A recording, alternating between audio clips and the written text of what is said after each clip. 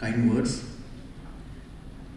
on the occasion of inaugural function of zonal workshop organized by IPTA here at Chhatrapati Sambhajinagar.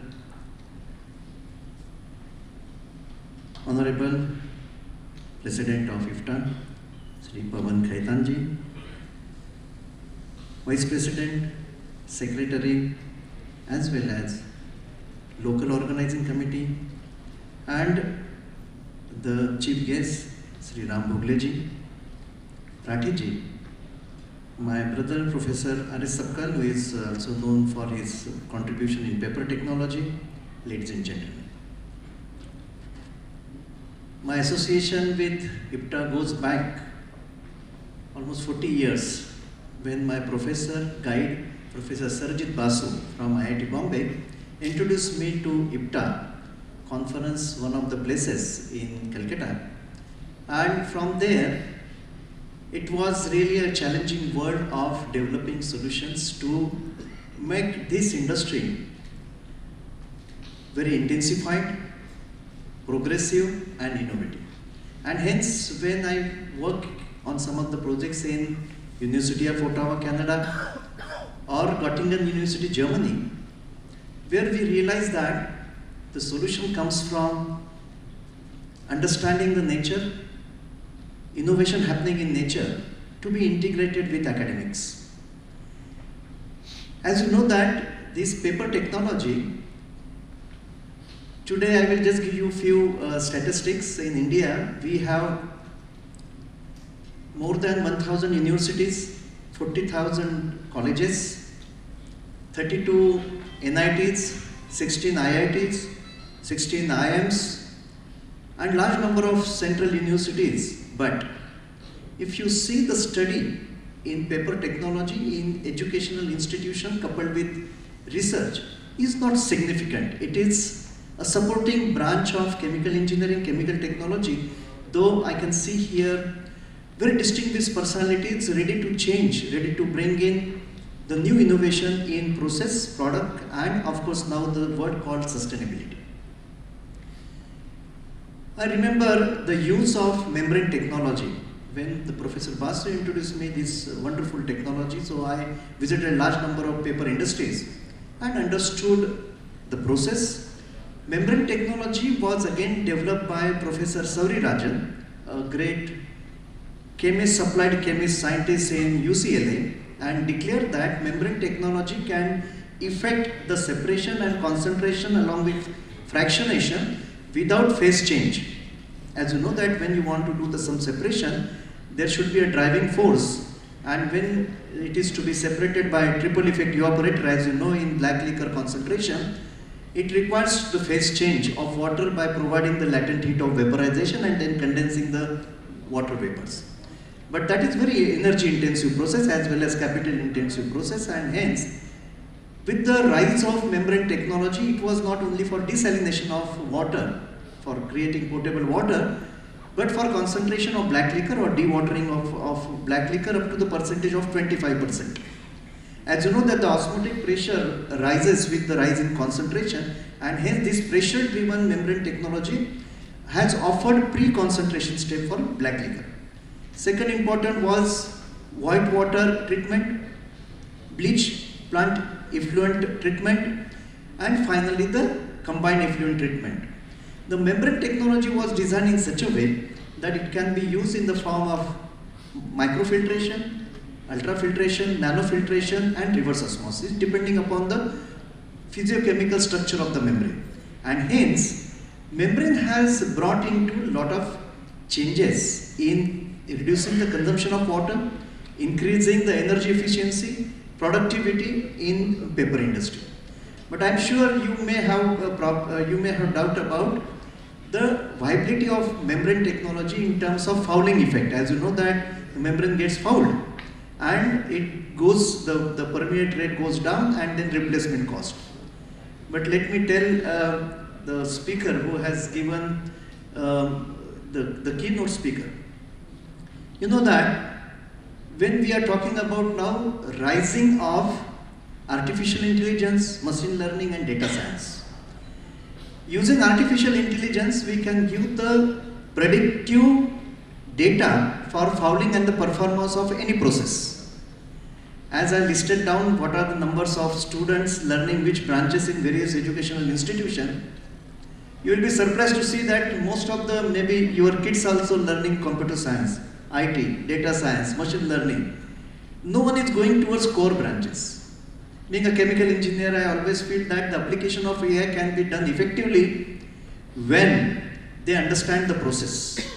Process of manufacturing, whether it is paper industry or name it any processes. Or now today we are talking about biopharmaceuticals. And hence there is a big trend in the educational system that most of the people are going towards digitization. Again, when it is, we talk about the paper industry and then people talk about the digitization. Large number of data is available here without paper. But no technology can replace paper. It has to be on paper. The technology has to be on paper, and paper cannot make AI as well as paperless. Only paper can think of this. Now what is happening? That we have to integrate this recent development of digital industry, IT industry, to increase the performance with the core industrial knowledge. And hence what is happening? As I had opportunity to work in big universities to make changes in educational pattern and system and pedagogy. With the rise of national education policy, which is now making multidisciplinary education, that means paper technology can learn artificial intelligence, the computer science people can learn data science or designing, and designing student can learn German language.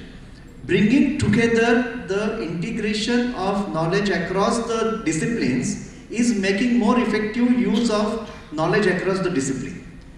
Now, if we talk about use of ecosystem, now for manufacturing of anything, we have now green technology available, green solvents are available, which has been produced from renewable feedstock, biological processes and biodegradable product. As you know, India is going to be the largest manufacturer of solar power. We are happy to mention that we are global leader in solar energy producer. Anything which is driven by solar power, of course gridable, can also make great impact on energy sensitivity of any process industry. And hence, coupling the knowledge with innovation, and when we talk about 140 million people, out of which 65% of the people are in the age group of 25 to 35, or rather 18 to 25, 35. Such a bright mind are coming up with the solution. If you talk about hackathon, you give the problem statement to the young student at university level.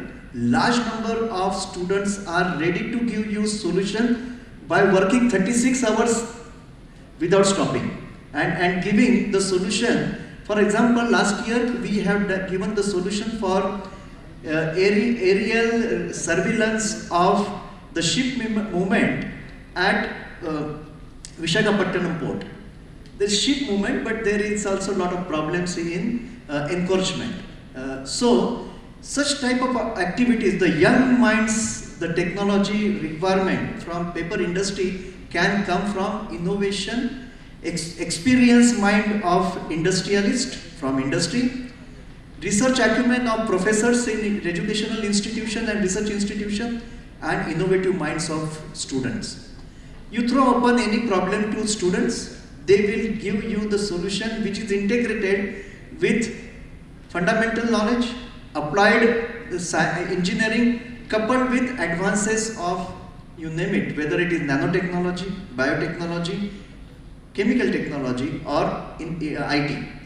And hence, it is must that if you see today, I would like to extend my warm welcome to all of you to visit, if possible, today, tomorrow, MGM University, which is 40 years old institutions here.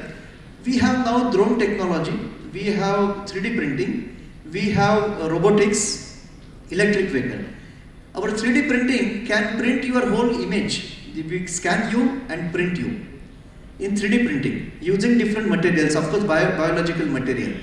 Like doctors are doing the operational decision based on the anatomy printing, and hence we are printing not only paper, we are printing the whole what you call house using 3D printing. So now the technology, the scale, the application has gone into so innovativeness that we can integrate the traditional knowledge experience with young mind of students, and which are full of innovation because they are using this opportunity of national education policy, multidisciplinary education as per their talent. I am implementing this education policy and surprised to see that my computer science students are learning designing of product based on paper in design school. That means they want to design the product which is based on paper, and the computer science students, and hence it is the era of not only knowledge cooperation but bringing together the knowledge across the discipline, decompartment of any of the knowledge, and bringing together innovation which is not only making this sustainability possible. And hence, as I just gave the one example of membrane technology, when the membrane technology has also advanced like anything, like it has specific, subject specific, application specific, pharmacology of the membrane surface. Whether you can do membrane bioreactor, that is membrane coupled with biological process, pervaporation, membrane distillation, or whether you can do it membrane in combination. RO membrane, when it is losing its capacity, can be used as nanofiltration. Nanofiltration can be used as ultrafiltration, and so on. And lastly, it can be used as a sensor membrane, and hence we call it zero discharge membrane process. I mean, we don't have to now discharge anything, we always find the application using innovation. And hence, my appeal to this conference is really making very great impact. Coming to Chhatrapati Sambhajinagar, bringing your expertise, and this city is growing all in direction, whether it is automobile or semiconductors. Yes, for that matter, we have already started innovation in semiconductors. As you know that we are going to make the biggest manufacturing for semiconductor in the country, and then supported by the manpower, which is of course a competent manpower for this industry. I am sure that 2 days deliberation would be great contribution and furtherance of the existing knowledge, giving ways away for identifying new areas of research innovation, and also applying the knowledge for betterment of the what you call humanity and eco-friendliness. Thank you very much for